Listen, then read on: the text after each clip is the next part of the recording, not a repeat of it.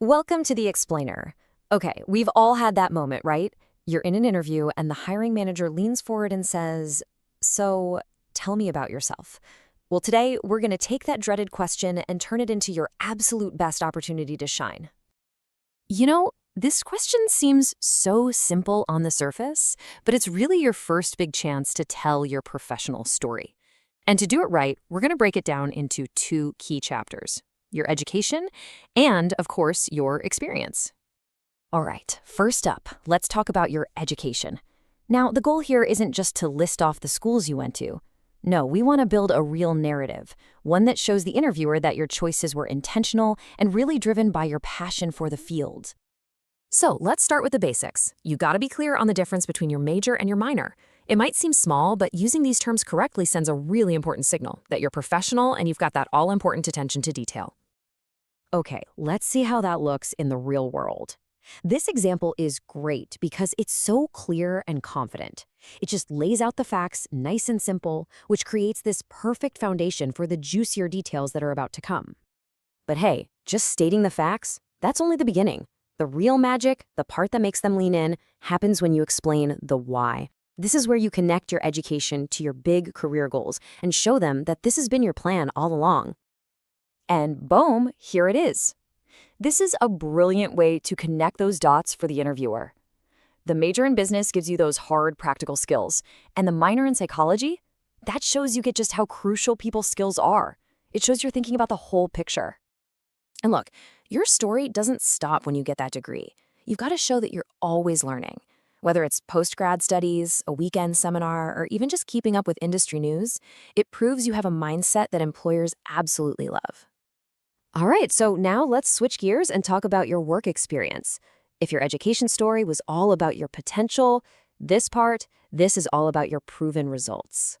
So here is the number one most important rule you need to remember.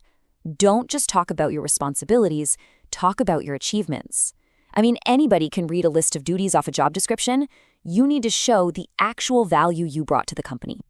A single number, like this one, can be incredibly powerful. 5%. What does that even mean? Well, on its own, not a whole lot. But with a little context, it could be the one thing they remember about you.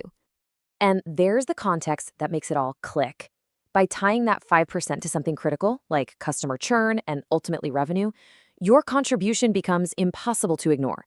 It's not just something you're saying, it's a real measurable win. Now, what if your career path isn't a perfect straight line? Hey, that's not a weakness. That's your breadth of experience. You could frame that diverse background as a huge strength, showing you're adaptable and you bring a ton of different skills to the table.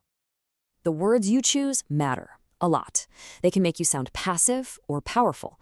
So you're going to swap out those weaker phrases like "I was responsible for" with strong action verbs. Saying you supervised and coordinated a project sounds way more dynamic, doesn't it? Okay, phew, we've gone over a lot of ground. So let's bring it all home and boil it down into a clear, simple plan you can use to get ready for your next big interview. Think of this as your pre-interview checklist. Number 1, tell your education story, but make sure you include the why. 2, show them you're always learning. 3, use those powerful, dynamic verbs. And 4, whenever you can, back up your achievements with real numbers. You nail these 4 things, you're going to feel so much more confident. And here's one last super important tip. Always, always stay positive.